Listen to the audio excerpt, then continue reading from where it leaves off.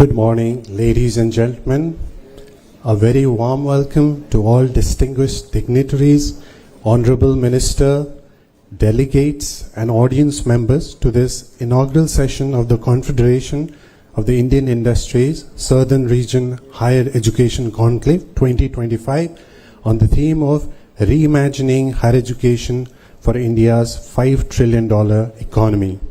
May I now request the dignitaries to come to the stage and occupy their respective seats. Thank you.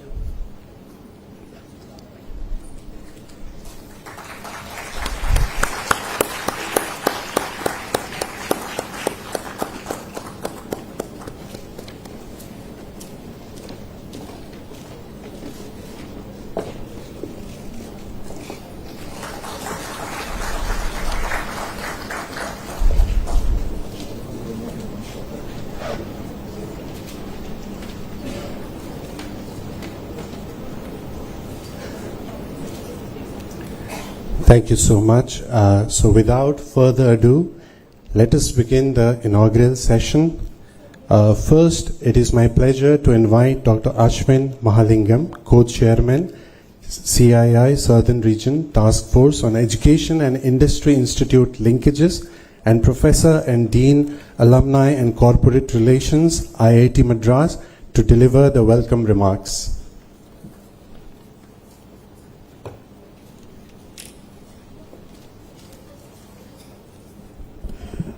Thank you very much. Good morning again, everyone. And on behalf of CII and on behalf of our task force, it gives me great pleasure to welcome the Honorable Minister, Shri Nara Lokesh, to this symposium.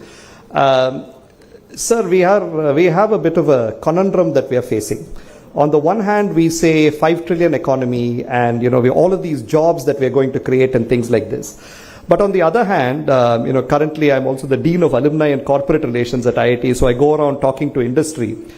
And everyone says the same thing. They all have long faces and they say we're unable to find talent.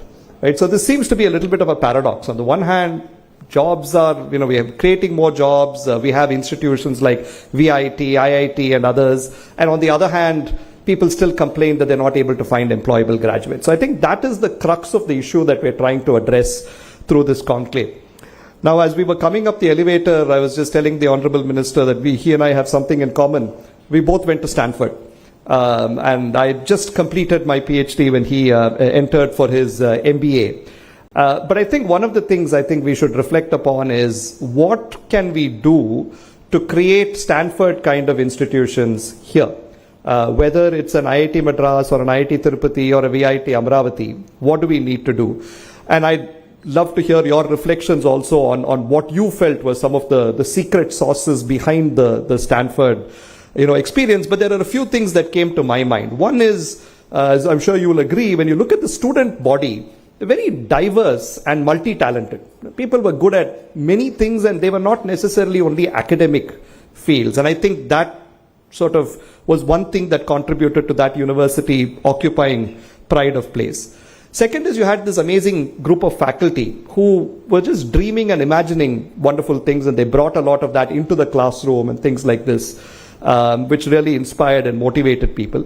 They were extremely well resourced, so they could start new centers. We were just talking a little bit about quantum and what we're trying to do together. That's clearly one of the next big horizons as far as technology development is concerned. 4, there was this, there is this sort of DNA of entrepreneurship that pervades campus. Before you get there, you don't think about entrepreneurship. Once you're there, that's all you can think about. And somewhere, a mix of all of these, and perhaps there are other factors, led to a university which was not only trying to fill a few jobs that industry had, but was trying to actually create the next set of frontier ideas and technologies that could move the economy forward. So in some sense, what we are trying to do here, we had one session earlier this morning and we'll have a couple more after this, is to deliberate upon what we can do in India to get to that point where we have educational institutions that are leading the charge as far as ideation, technology development, research, training, skilling, all of these are concerned. And hopefully at the end of today, we would have made some progress in terms of thinking. But beyond thinking, we also have to think about how we would go ahead and implement.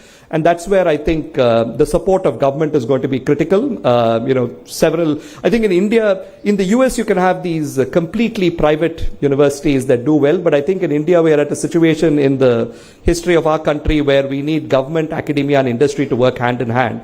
And hopefully, and I think this is the wonderful part about organizations like CII, because it's the Confederation of Indian Industry, but we have got the Honorable Minister with us, and some people like me who are chairing committees are from academia. So we get all of these groups together. So hopefully, we can continue plodding along, and at some point, really realize all of these visions that we have for India being an intellectual and technological superpower. So with that, I'd like to welcome the Honorable Minister and welcome all of you to today's events. Thank you very much.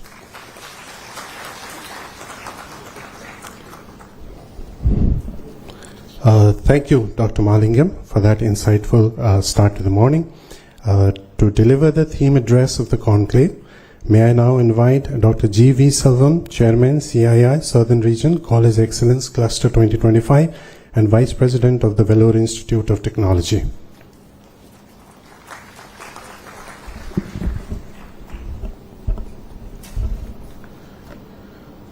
Distinguished guests, respected member of CII, leaders from academia, industry, and dear friends, good morning. At the outset, I like to thank our young and energetic Honorable Minister, Brother Mr. Nara Lokesh, for accepting our invitation. When we started discussing about this conclave, where to conduct and who should be invited, everyone immediately said it should be in AP. Do you know why? When we met the CM, he mentioned about his plan of 2047. He was planning for Quantum Valley. Always he used to say, if a person who thinks about next election is a politician, a person who thinks about next generation is leader. Our CM is a leader. So everyone said it should be in AP. Then who should inaugurate? Then no other option, our chief guest, young and energetic minister. CII, an organization that has constantly played a transformative role in shaping the nature's future. Through centers of excellence and partnership with the government on policy initiatives and deep engagement with industries, CII has truly been bridge between aspiration and achievements of our country.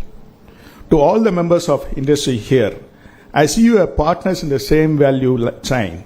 In higher education, we nurture deliver professionals. They in turn work with you to create products and services which ultimately fuel India's economy.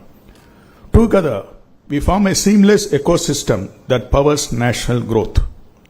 As you reflect the theme, reimagining higher education for India's 5 trillion economy, I can't help but look back at a distance we have traveled, the road that lies ahead. Somewhere in the journey, we must pause and ask, what must we change? What must we preserve? And how do you prepare our youth, not just for jobs, but the future itself? Last year, I met an alumni in the US. I was speaking to one of our alumni there, a brilliant engineer who graduated 20 years back, now working in a multinational company in the US. He said, the quality of work of Indian offshore team has declined so sharply that the cost of rework and correction often outweighs the savings from outsourcing to India. The trust in Indian graduates, he said, is slowly eroding. It is a wake-up call, a reminder that the global respect India earned through excellence must never be taken granted. Next example. A close friend of mine, who is head of a department in medical college, recently expressed his helplessness. Students, he said, are focused on cracking postgraduate exams that are not attending classes regularly. Unlike earlier, generations of medical students would study every page of the human textbook with dedication. Today's learners often rely on short videos multiple choice questions, and YouTube and coaching apps. These incidents point out one uncomfortable truth. What I can come to realize is, in our pursuit of making education accessible to everyone, which we had indeed achieved to some extent, but somehow long way, we have lost quality that one hour defined us. Today, we often hear from the industry, things are just not made the way it used to be, where its products, services, or even professional competency and craftsmanship we are once proud to be fading. In a rush to expand, we have perhaps forgotten the excellence, not just education, it truly builds a nation. Mediocrity has become normalcy. This needs to be changed. Our country traditionally known for excellence in whatever we did and built. It's time we reclaimed our legacy. CII's theme mentions accelerating competitiveness, globalization, inclusivity and sustainability and trust, aim to enhance India's competitiveness by promoting global engagement, inclusive growth, sustainable practices, and foundation of trust. The theme is based on the premises that the country's future and however will be defined not just by the pace of its growth, but the quality. However competitive, inclusiveness, sustainable, and trustless is economical model that becomes great. At VIT, we take this message to the heart. We constantly remind our students, don't study for marks, learn with passion and mastery. We encourage practical implementation of the theoretical knowledge. We have seen recent trends. With changing visa policies, the number of Indians going to US has dropped. By this year, around 44% has dropped going to US. While some of this setback, but I see it as an opportunity. Necessity is the mother of invention. So during COVID, India succeeded because of this necessity. It has remained to us, educators, policymakers, and industry leaders, that we must create world-class opportunity right in India. As our PM said, make in India, we should make it study in India, study in AP.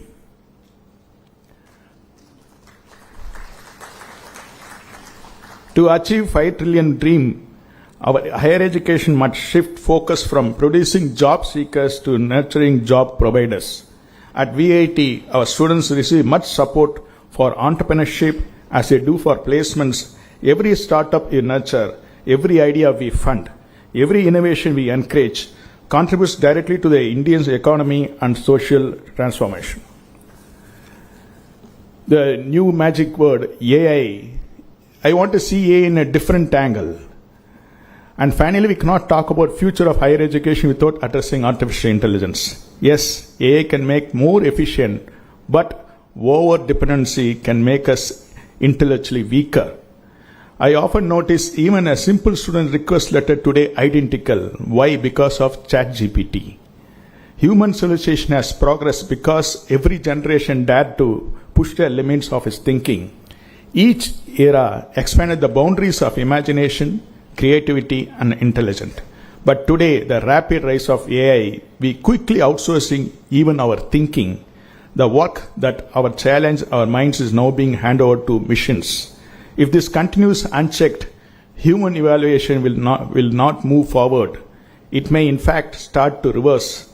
Our brains, like unused muscles, will begin to lose their strength. We must make our students aware of its danger. Technology should enhance our productivity, not erode our creativity. It is wonderful when machines take our physical burdens like washing machines, dishwasher, and or perform tasks beyond human capability. But when they start doing our thinking of us, we risk losing what makes our unique human and imagination. So today, relying entirely on calculators, smartphones, and internet. But what happens if one day these tools are no longer within reach? True learning must live within us, not as a device, not in the cloud, but not in our own minds. Our education system must ensure that students carry their knowledge within them at all times. Friends, this 5 trillion dream is not just an economical goal. We must reimagine higher education as the foundation of national competitiveness, innovation, and trust. Let's together do it now.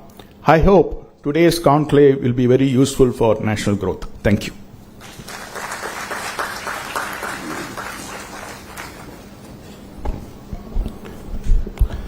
Thank you, Dr. Silvam, for setting the tone for today's discussion and for that thoughtful and inspiring speech. Moving ahead, we are privileged to have with us Mr. Philip Asmus, founder and CEO of First Gen UK. We now invite him to deliver his special address.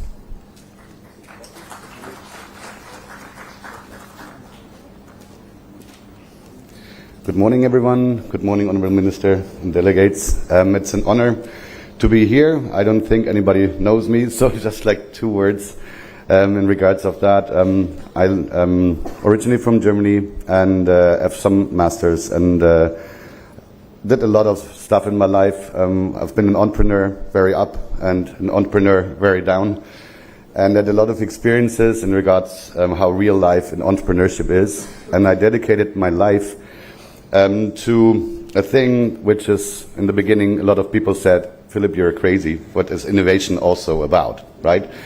So reimagining education is one thing. You need education in order to create innovation.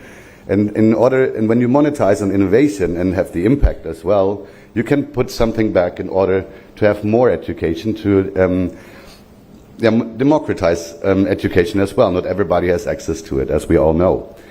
So we started here in this university, Mr. Rajvangapandu reminded me, in December 23. So, and out of that, we created, out of innovation, 134 companies out of innovation out of India.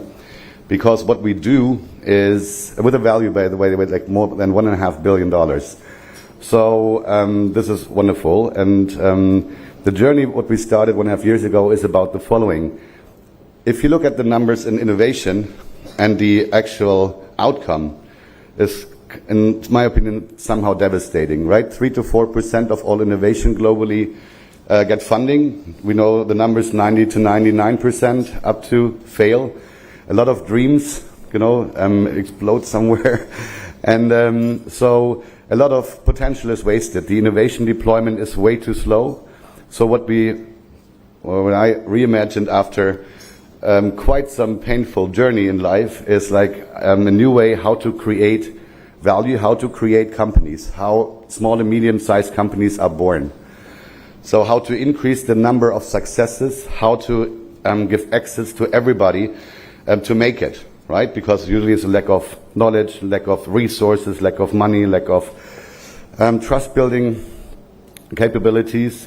So this is why we put also investment banks, like not the best topic here, but say we invented the first alternative to venture capital itself, right? So as a university or as an innovator, you have like multiple ways of monetizing this, like starting your own company. So you risk it all.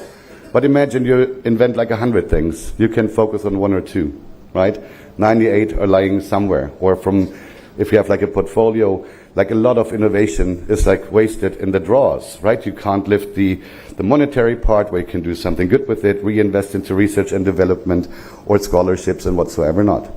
So as I said in the beginning, we already built 134 companies as basically as a test run, and now we are executing on it in thousands. So our goal is, could sound a little crazy here, but it's a new model. We automate and standardize company building, right? And it's a fair payout system, so we don't have around financing. But our goal is to build up to 100,000 companies per year.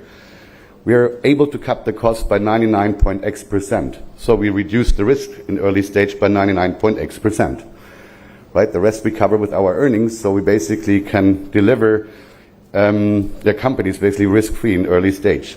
The value we generate comes from like up to 20 times faster system than nowadays manually expansion. And so we can generate value better, right? So we can offer a service to students. First time you can think about, hey, I can push the risk and the sleepless nights and the hassle to a third party, also in masses. And this is what we offer, and we are now expanding. So we are, within the next few days, we are thankfully, I got informed that there are a few thousand ideas and patents we will put in the system, so we can potentially generate, 5 to 10 billion in value, also in cash out of it, where we hopefully can also give a lot back for the pre-trust in this new thing, also to India, to also the state of Andhra Pradesh. We had like a lot of talks here, and to the region, in order to unitedly do something better. So this thing is not a competition to venture capital. There are a lot of upsides, a lot of hopes, but it's an addition. Let's put it like that. So what I mentioned before, you can either do it yourself, sell it, good luck, or have royalties. And now we get at another layer that you can push it in masses as a service, right, to monetize on your innovation. And if you are fast in innovation, if you monetize in masses, and our own earnings we take and also put that in purposeful projects, right, non-profits, we can actually unitedly, I think, with innovation and implied education, we can change quite a bit. So everybody has the same chances. We generate jobs. We expect up to 50 million jobs per year out of that program, right? So I'm talking also internationally to a lot of governments, and basically it's an interesting discussion, like how many jobs do you want to have? So we can create basically a new type of company, as small and medium-sized enterprises, on a date or a certain time frame, right? And this is an interesting discussion, and this is basically on a fixed price, and everybody wins. So it's not on the shoulders of the academic side or innovators, because nowadays they usually don't earn that much. It's usually the bigger money who gets the biggest pie, and the academic side, the brains behind it, or you're sitting here, usually has like a small pie in the end. And it's also, one thing we want to change. So thank you for listening just for a few minutes here. Hopefully we can add a lot of value to the region, to the people, to all innovators. And if you have any questions, also later on, we're here for a few days. Here we have for the CII Partnership Summit. Thank you very much also for the invitations, and have a great, wonderful day. Thank you.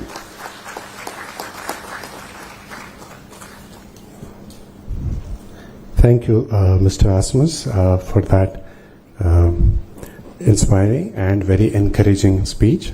Next, I would like to invite Professor K. Ratna Sheila Mani, Vice Chairperson, Andhra Pradesh State Council of Higher Education, Government of Andhra Pradesh, for this special address.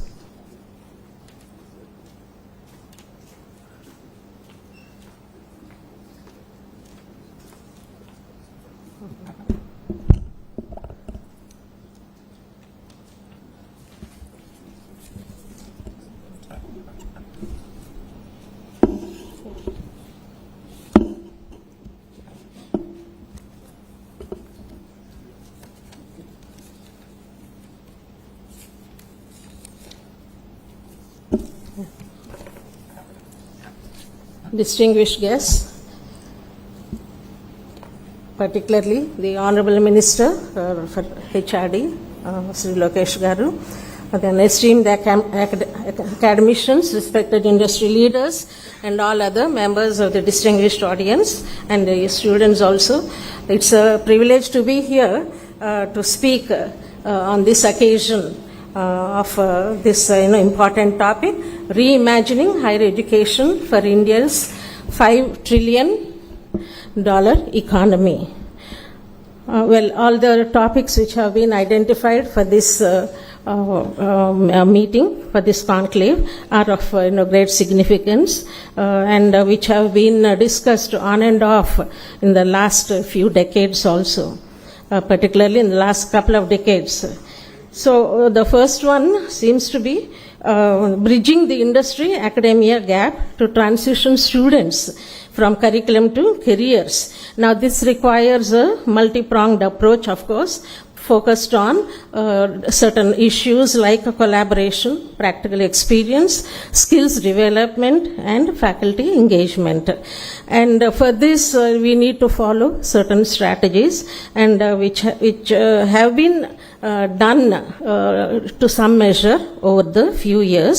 University should involve industry experts in the design, review, and regular update of academic curricula to ensure that they reflect current industry needs and emerging technologies.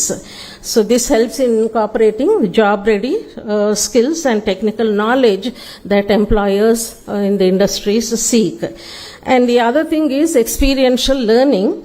We've been talking of hands-on experience, which needs to be integrated into programs through perhaps mandatory internships and apprenticeships and so on. And corporate-sponsored projects and case studies also can be brought into the classroom, which allows students to apply theoretical knowledge in actually solving business problems. And the industry academia collaboration cannot be emphasized too much, of course. We need to foster strong long-term partnerships through corporate advisory boards, joint research initiatives, and collaborative competitions like hackathons. And to some measure, we have been starting these things in different universities. So this provides the students with the necessary exposure to the industry and whatever is required of them. And skill development focus is also important. For some years now, we have been emphasizing on hard skills and soft skills. So the technical knowledge is as important as the soft skills like critical thinking, problem solving, communication, teamwork, and self-management.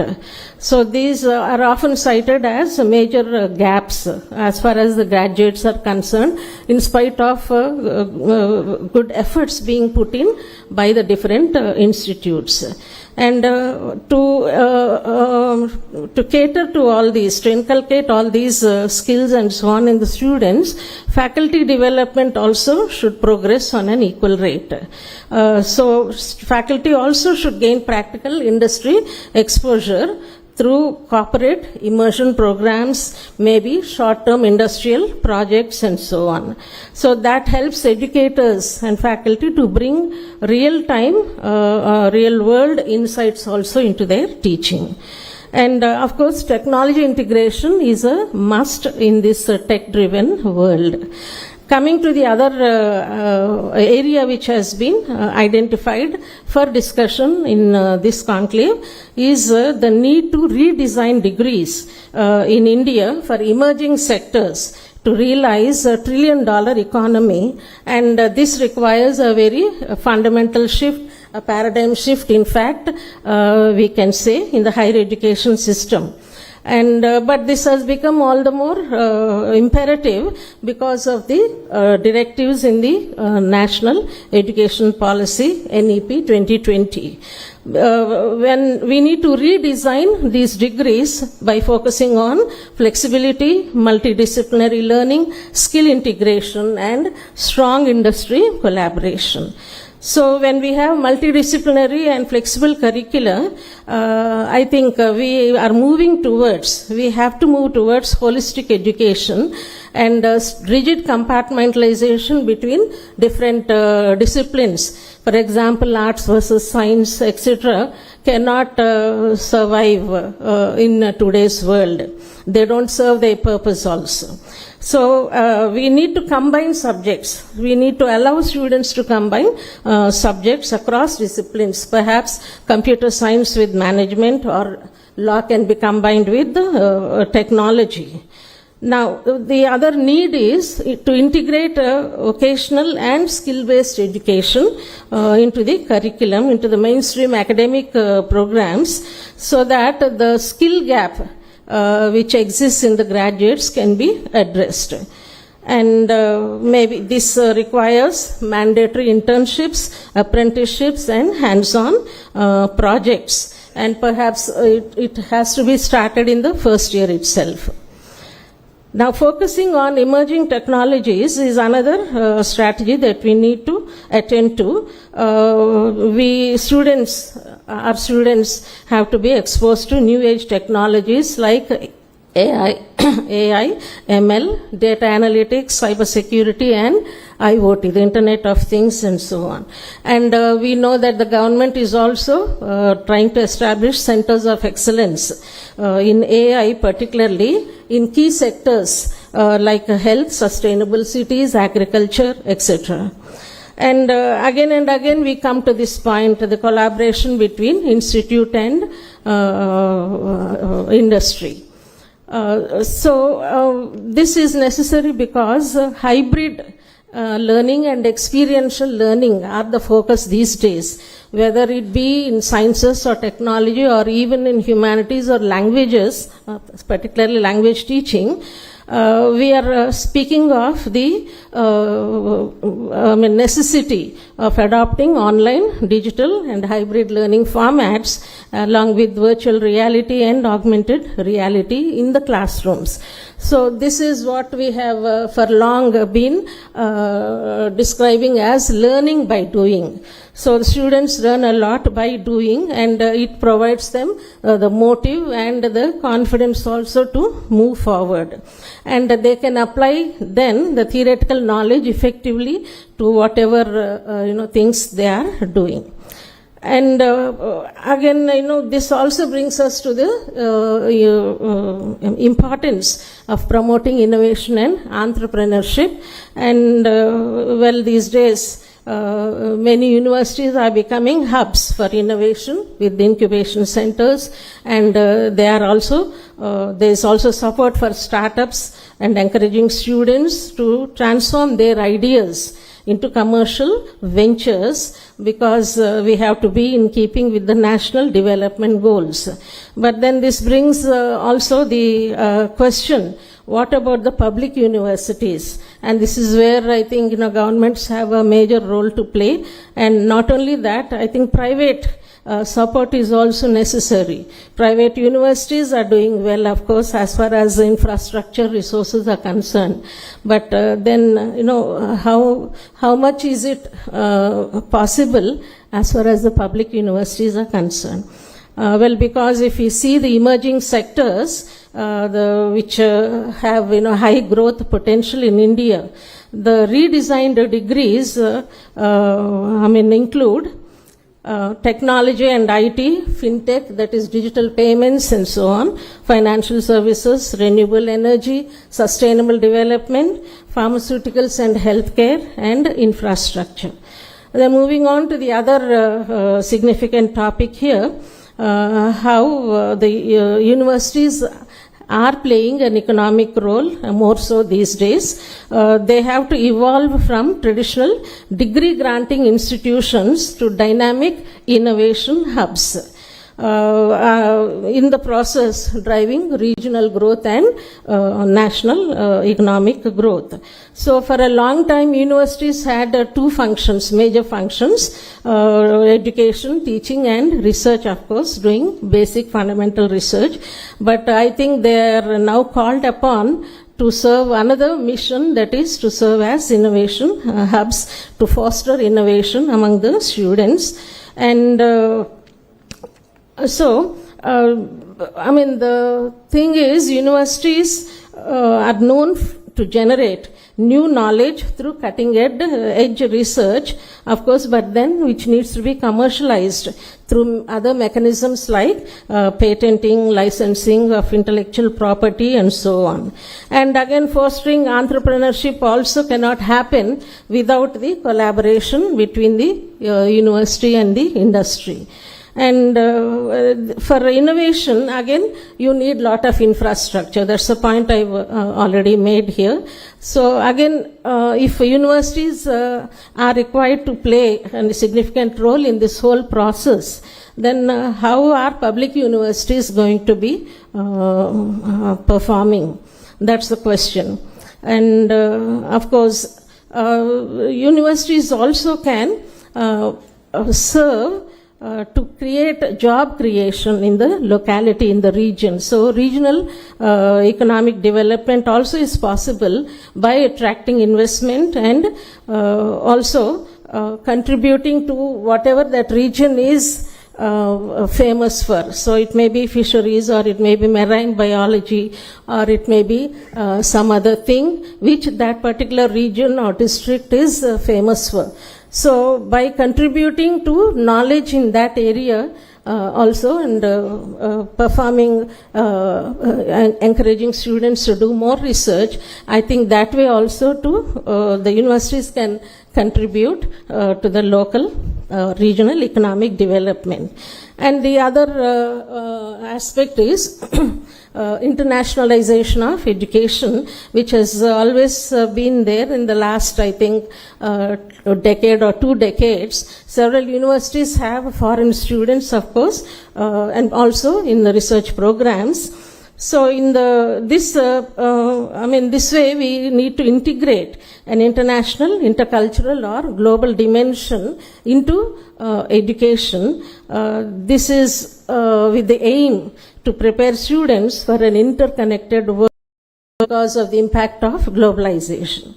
And there are several benefits, of course, of this aspect. One is economic. Well, in many countries, they see at the additional revenue that can be achieved because of the presence of the international students. And the other one is academic and educational. When you have internationalization in educational institutes and so on, we can foster collaboration, we can promote exchange of knowledge, and encourage the faculty to maintain international standards. At this juncture, I think I wish to make this point also. In many universities, for awarding PhD degrees, 3 examiners are a must, and in some universities, the 3rd examiner is usually from abroad, a foreign examiner. So that enables the faculty and the students also not to dilute the standards, because they know that all the 3 examiners have to pass their thesis or whatever. So we faculty then are encouraged to meet international standards and not become too local or remain within their comfort zone and so on. Then social and cultural implications are also there. It enhances empathy, understanding, and truly enables our students to become global citizens, because in a globalized economy that is important. And so in this process, there have been mobility programs, of course, involving physical movement of the students, faculty, researchers through study abroad, exchange programs, and so on. Not only that, offering joint research initiatives, dual degree programs, and the establishment of international branch campuses and so. And the last one, which has been identified, is leveraging technology in education by integrating digital tools and resources so that learning becomes more engaging, accessible, and effective. And the AI-powered platforms I think are increasing these days, not just in science and technology, but even in language teaching. There are researchers who are experimenting with using AI-powered tools in teaching languages. And that way we can have an interactive content which caters to individual student needs and learning styles, and they can learn at their own pace. And also because of this, we have lot of access to information and other resources in the form of online libraries, academic journals, massive open online courses like MOOCs and so on.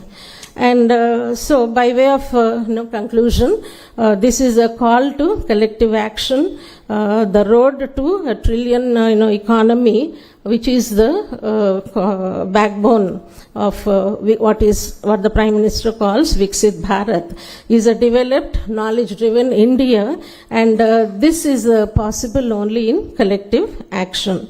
So when academia and industry come together, innovation becomes not only possible but sustainable and impactful. So, as I said once again, if you permit me to, this is nothing new today, but maybe is getting reinforced even more because of NEP 2020. But we have been talking of the presence of industries in boards of studies in the different subjects of different universities and so on. Well, we do have industry experts in the board of studies, but usually, they might be busy to participate in our boards of studies, because when we are talking of revising and updating our curricula to the industry needs, well, their suggestions are very important. But sorry to say, though this has been going on for a lot of time, at the most, there is only a tangential involvement between the industries and the universities. So, more industry involvement in the universities, in the institutes, I think will result in a much more fruitful and fruitful economy, and also in terms of scientific and technological development. Thank you for giving me this opportunity.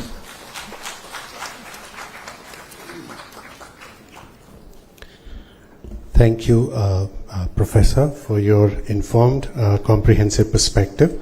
And now, ladies and gentlemen, the moment we have all been waiting for. It is our privilege to welcome the chief guest for this inaugural session, Sri Nara Lokesh, Honorable Minister for Human Resources Development, IT, Electronics and Communication and Real-Time Governance, Government of Andhra Pradesh. We request you, sir, to deliver the inaugural address. Thank you.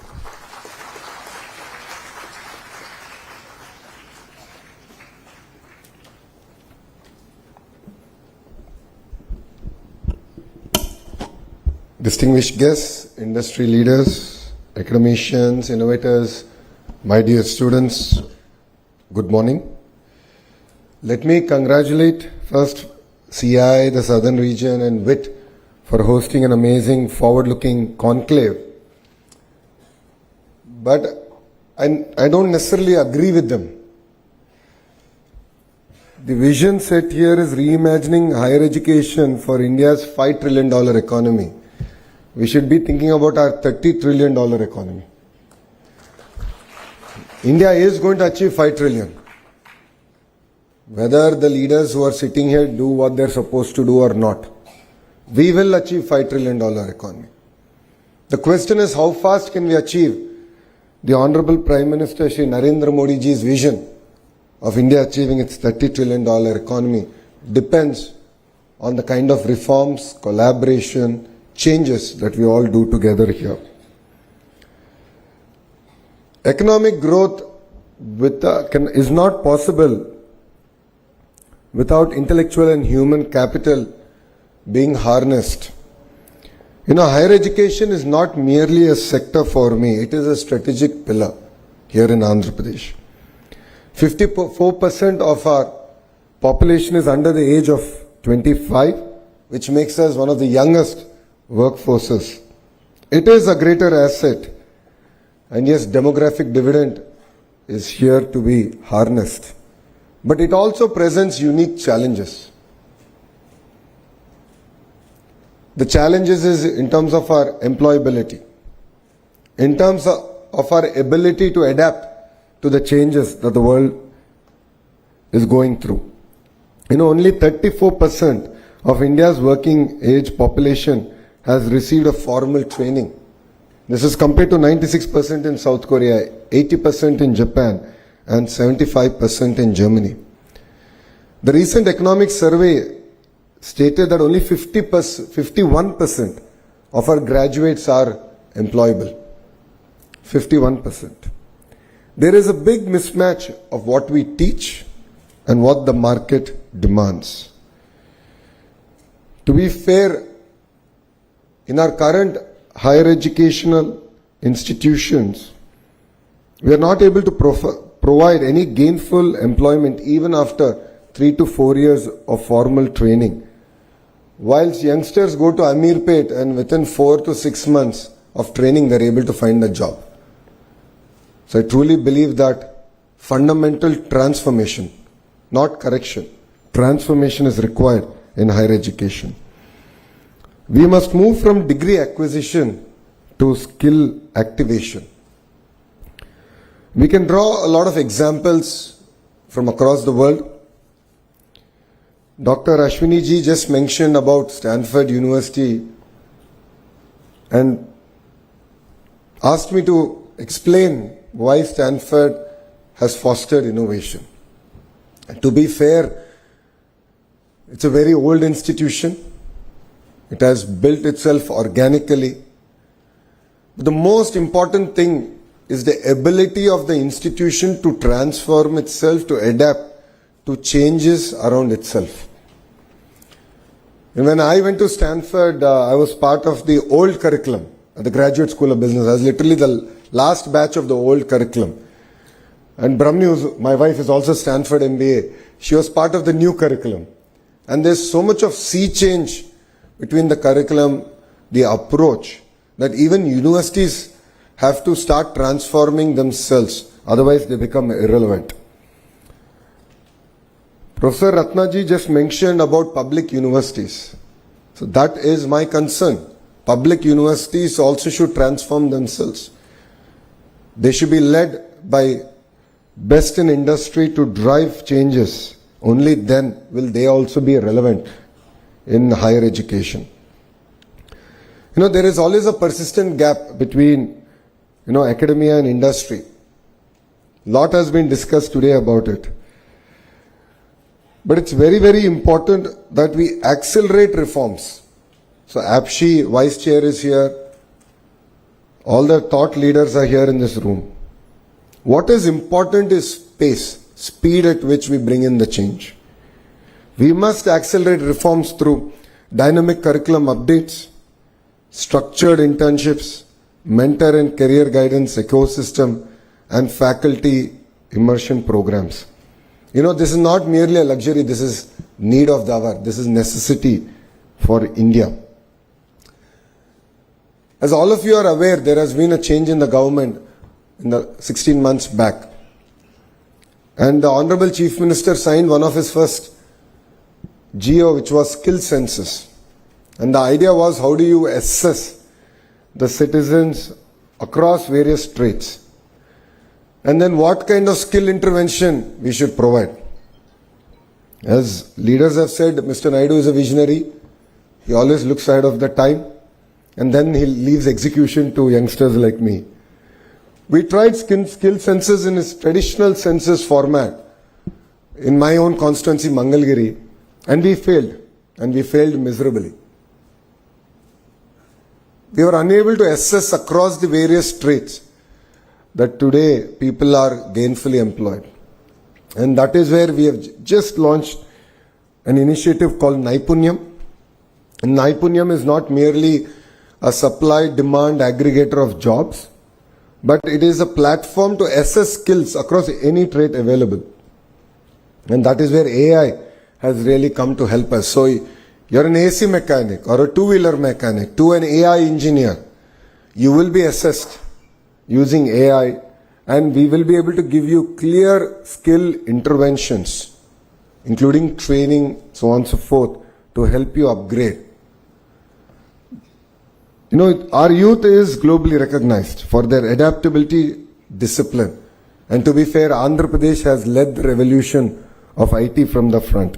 And that is why if you look at all the major global institutes and companies are all headed by people from the 2 Telugu-speaking states.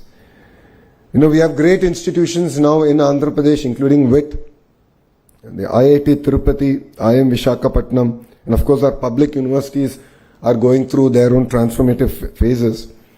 But what makes it even more exciting is Andhra Pradesh is positioned itself for the next generation of jobs, next generation of startups.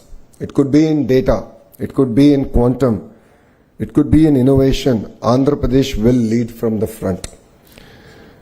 Drawing from the inspiration of our Honorable Prime Minister, we have created our own vision 2047 called Swarnandhra. It is to achieve a $2.4 trillion economy here in Andhra Pradesh by 2047. And to all the youngsters here, because you will definitely see this vision happen, you will see 2047. Take it from me, we won't need that much time here in Andhra Pradesh to deliver our target. I believe that there are 5 transformation pillars that are very, very important for us to achieve it. One is curriculum to careers.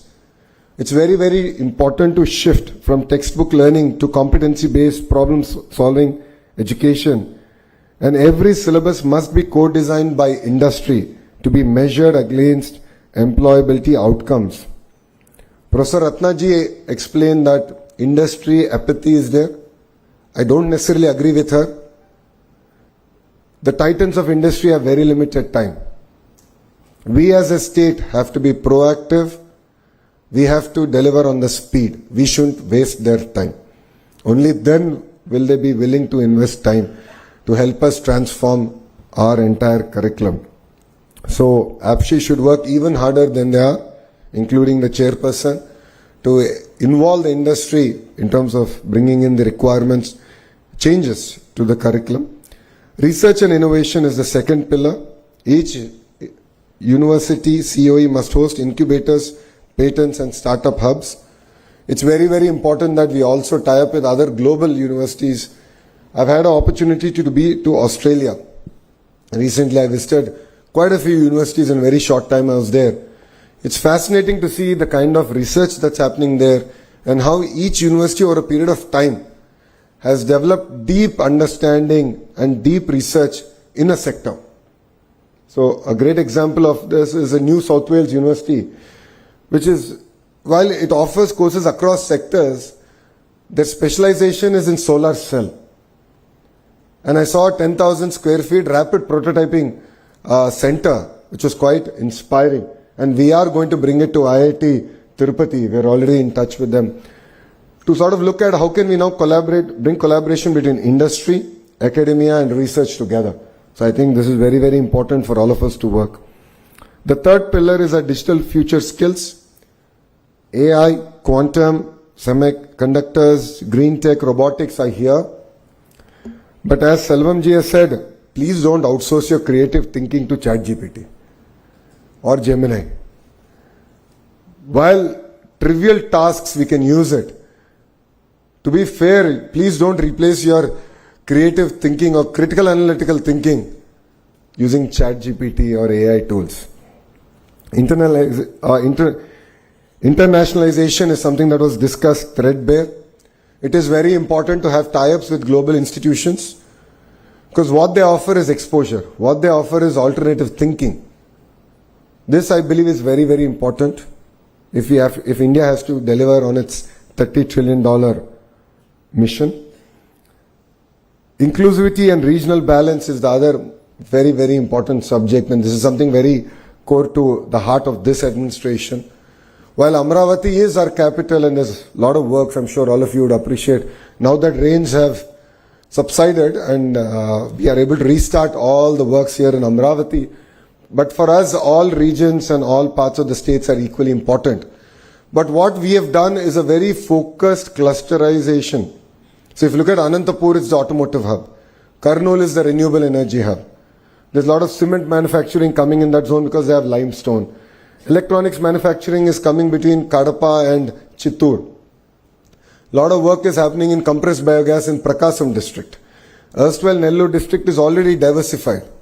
All of you will be surprised to know 50% of India's air conditioning is manufactured here in Andhra Pradesh. We've signed with LG, Daikin and Blue Star. We're going to take this to 70%. Imagine one cluster, 70% of India's air conditioning is going to come. Compressed biogas, as I said, in Prakasam. Here in Krishna Guntur is capital. We have quantum now coming, and we have few other industries coming here. East-West Godavari districts are exceptionally well known for their fisheries, and we're working hard to take that forward. North Andhra is going through its own transformation. It's going to be a $1 trillion ecosystem, starting with a pharma hub, chemical hub, medical devices manufacturing hub, to a steel city. I thought we'll be building one new steel city. It looks like we're going to build 2 new steel cities in Visakhapatnam. And the entire data ecosystem, IT ecosystem that's getting built out there. Why am I sharing this with you is we believe in the power of vertical and horizontal integration in each of these clusters. So let me take an example of your mobile phone. All of you are taking pictures, so I thought that was apt. You have a screen, you have a camera, you have a camera lens, you have a lithium-ion battery in it, you have a haptic engine in it. All these are roughly manufactured by about 1,000 suppliers. And our vision here in the state is to bring these 1,000 suppliers to that cluster and build a thriving ecosystem. So looking at it from an end-to-end perspective, that's what I call verticalization. And horizontal is where my department, HRD, comes in. Curriculum, skill development, testing of equipment, and third thing is certification of this equipment. So when I met the Blue Star leadership, they said we manufacture 50% of India's air conditioning, but if I have to get a heat pump certified, I have to send it all the way to Germany. And why is that the case? Why are they not here? And you want to make it a 70% ecosystem, then we need to bring in the entire certification here to India and to this particular cluster. So what you're going to see in the next 3.5 years is a tight integration between our vertical and horizontal approach, and we'll create a thriving cluster in each of these zones. And I would like to thank CI for their continued support, but I would also like to request CI that they need to run at the pace of the Andhra Pradesh government. We've done consultative committees. We have a sense of urgency. Andhra Pradesh was, exactly 18 months back, not in the radar of any investment or investor coming to India or even in India. But today we have attracted close to $120 billion worth of investments already. And the partnership summit that we're hosting 14th, 15th in Visakhapatnam, we're hoping to close another $120 billion investment. By the end of our term, as we go for re-election in 2029, I have a vision that we can attract $1 trillion worth of firm commitment. So these are investments that obviously will not get done in the year that they're signed, but they will start. So if you look at ArcelorMittal project, it takes 7 years for all 3 phases to be implemented, but $15 billion will get invested in that project. If you look at the Google Data City, it's $15 billion that will get invested in 3 years. So we will bring $1 trillion worth of investment here to Andhra Pradesh, but I would request CI to run at the pace of Andhra Pradesh government so that we can work collaboratively, we can look at changes proactively, and we are here not to waste your time. We are here to take your input and implement it to make sure that the Andhra model of collaboration is truly implemented in spirit. So industries should co-design curriculum. I think that's something that all of us touched upon. Universities should host industry labs. So I'd request WIT also. I know quantum computer is coming here, but I think we should look beyond even quantum and few other areas that we can sort of engage with. And of course, as a government, we are here to provide an enabling framework, a policy framework that is not rigid, that is not tight. Madam Ratna ji did mention the importance of cross collaboration, humanities working with computer science. I agree with Madam because I am a product of it. My bachelor's is in information systems, but in Carnegie Mellon, it was not part of the computer science school. It was part of humanities and social science. So where 50% of our curriculum was about managing people, projects, execution, timelines, and 50% was only on technical programming, coding, and so on and so forth. So I think we have to, as state, as APSHI, we have to be a lot more flexible, lot more proactive. Our policies have to be very, very proactive to ensure that this kind of collaboration can actually be achieved. And yes, together with all the youngsters in this room, we will make India proud. Honestly, I'm tired of hearing about Beijing, Shenzhen, Tianjin. It is time to hear about India's models. We have a gift city, we have Amravati, we have our own models that will thrive over the next decade, and together all of us here can make it a reality. If we have to achieve this, if we have to make this a reality, the most important thing that all of you need to have is fire in your belly. You need to have it. As a government, we will provide the framework. As educationalists here, they will provide world-class education here. Skill development will be provided. But one thing we cannot give is fire in your belly. You need to have it. You need to set tall goals and you need to go chase those tall goals. When this government came in, we didn't expect to achieve $120 billion worth of investments in such a short time. To be fair, that is equal to the investments in the last 10 years of Andhra Pradesh history. Last 10 years. But then we are not happy. We said we can do even better, we can do even more. And that is why we're chasing it. That's because we have fire in our belly, and it's important that you have fire in your belly. And dream big. People around you will laugh. People around you will make fun. But if you don't dream, you really cannot achieve what you want to achieve. If we don't dream, we cannot make India a developed nation.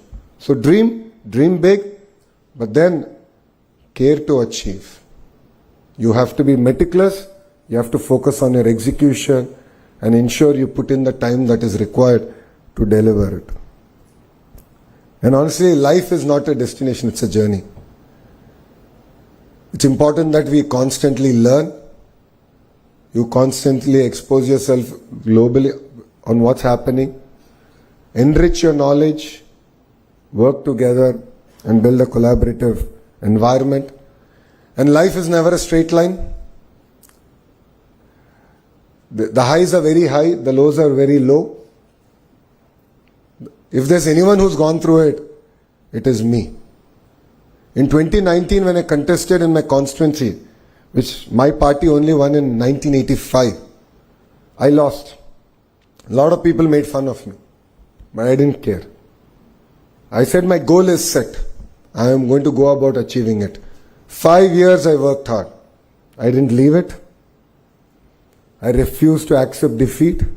And 2024, I won it with one of the highest majority in Andhra Pradesh history.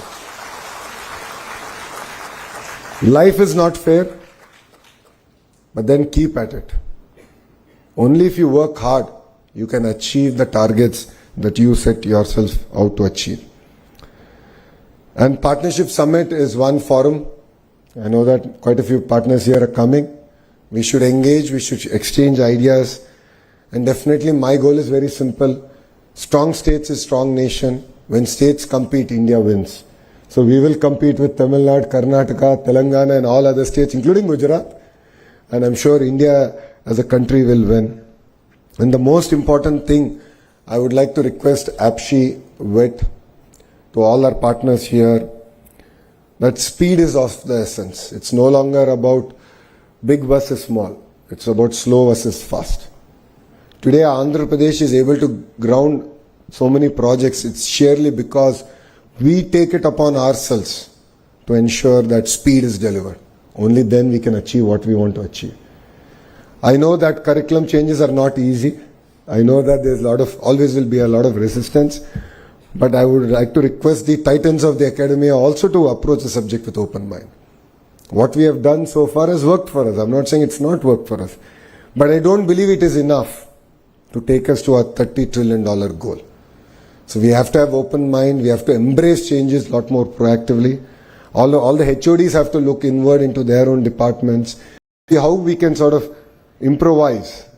It could be a transformation or it could be reforms. But we have to do it. There's no second thought about it. So I request all of you to embrace speed and definitely make Andhra Pradesh proud. And all of you are part of history. You know, when I was growing up, because everyone here is quite younger than I am. So when I was growing up, I saw Hyderabad develop in front of my eyes. I was jokingly saying, I've seen every part of Outer Ring Road get developed in front of my eyes. I remember how we used to crib that there was no connectivity to Shamshabad airport back then, but today it's of course very well connected. You're exactly seeing that magic happen in front of you here in Amravati. Next 3 years is going to be a really transformative experience for Amravati, for Andhra Pradesh, and all of you are going to witness history in making, and all of you should be part of this history. You should look at starting companies, you should look at nurturing things, embracing opportunities that the great state of Andhra Pradesh is going to give you. So thank you very much for having me here. And I look forward to more interactions. Next time around, I would love to interact with students, understand their aspirations, their expectations, and I'll bring my entire APSHI here. They will also have to understand, because I keep telling them they're yet to catch up to my speed. So they need to come in front of students. I think then they'll be able to appreciate the hunger, the fire in the belly that our children have. I look forward to coming back and interacting with students again. Thank you very much, and Jai Hind.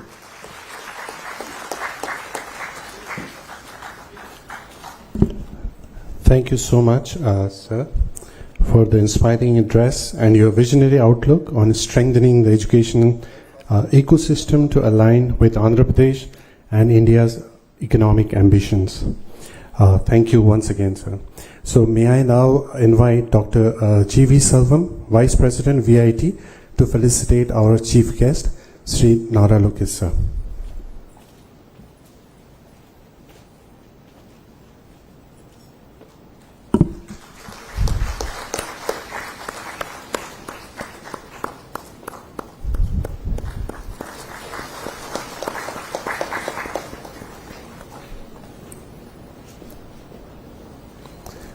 Thank you, sir. To conclude the inaugural session, I now invite Mr. Saranam Narendra Kumar, Vice Chairman, CII, Andhra Pradesh, and Executive Director, Apex Solutions Limited, to deliver the concluding remark.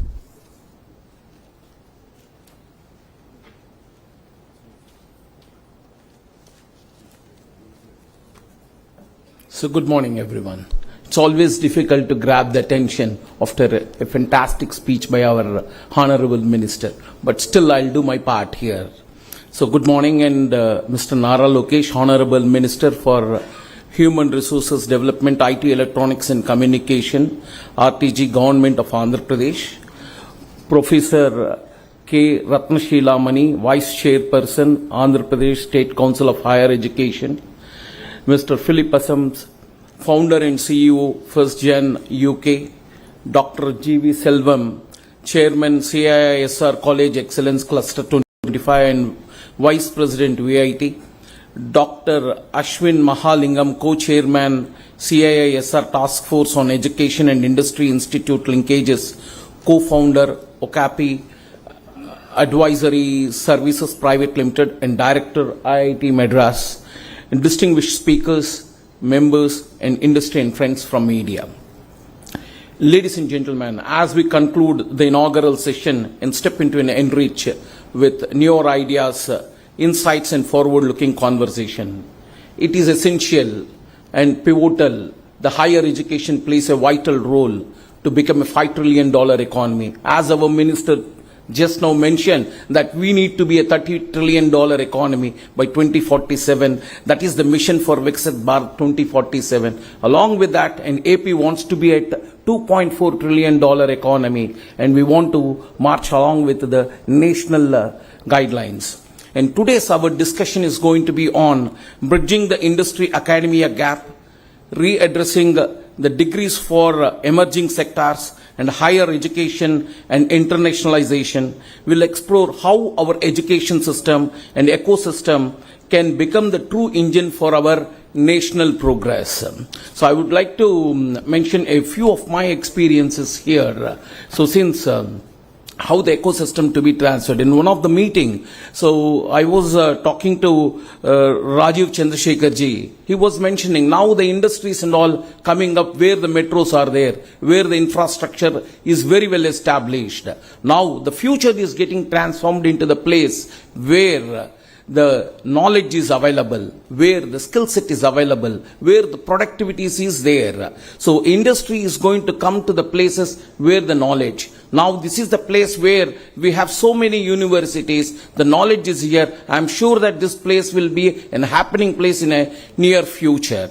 And apart from this, in one of our discussion, Mr. Bhatia, Apple CEO, when I was talking to him about how the production expansion is going on, he mentioned very clearly they have been in this industry in India, the manufacturing, because of these production linked incentive schemes. When the schemes is not there, then they are not ready to be here in India. The reason behind it is the right kind of a manpower, right kind of a skill set, it's not available, and we are far below than the expected productivity from the international standard. As well as the training the manpower, it is a cost. In fact, once the people comes out from the colleges and those they are not ready to deployable in the manufacturing. The reason is there is a big gap in it. In fact, India's demographic dividend gives us an extraordinary edge, but also a profound responsibility. Our education system must evolve to become more practical, industry aligned, and global connected, ensuring every graduate is prepared for a rapid transforming world. So, if you look at into Andhra Pradesh, it's standing tall across all other Indian states. The gross enrollment registry of ratio is 36.8% when comparing with the national averages, but we need to do a lot of catching up to be done to meet the international standards. To do that, so we need to come up with a proper reforms and integrate the same with AI, digital skills and entrepreneurship and initiative that empower women and rural youth are shaping a more inclusive and future-ready academic landscape.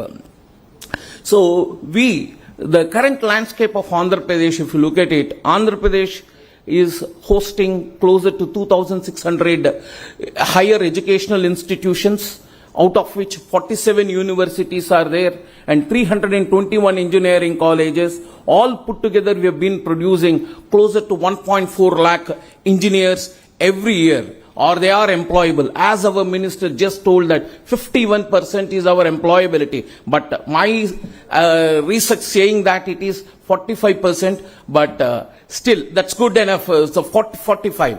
So, but still we need to do a lot here to increase our employability, what to be done and how it has to be done, etc. And what AP is required, by 2030, AP is required closer to 1.2 million skilled professionals. So where they're going to work, how they are going to work. As in the previous speech, the minister told very clearly already $120 billion is already landed, and another $120 billion is going to get signed on 14th and 15th. All these people are going to work in those industries subject to, if they have the capability, if they have a potential to do it, if they have an innovation and creativity to think further, to move ahead on this. In fact, so I did a little research on particular thing. If you look into I have just compared, I've taken two timelines. One is pre-COVID, the other one is a post-COVID. So the salaries for the non-engineering people, especially for the helping, the helpers, drivers, odd jobs, masons, etc. What is their salary? And what is the salary of an engineer in post-COVID and pre-COVID? If you look into it, so there is a predominant growth in the odd job. There is 75 to 80% growth in the salaries of the employees, those who are doing an odd job. When we look into an engineer's, I'm sorry to say this, the salaries got stagnated. It is close to 3 lakh rupees. It is there previously 3 lakh per annum, that means 25,000 per month. Still today, the same salaries are prevailing. It is time to think about it. So why these salaries got stagnated? What happens here? If you want to grow $30 trillion economy, whether the salary levels at 25,000 is enough to grow at that pace. To get 7 to 8% GDP growth, is that enough to do it? So our per capita income should grow up and our salaries should move up. Then only the $30 trillion economy objectives can be achieved here. So the industry academia gap is persist, and Curriculum must better reflect modern skill demands such as AI, IoT, robotics and cyber security.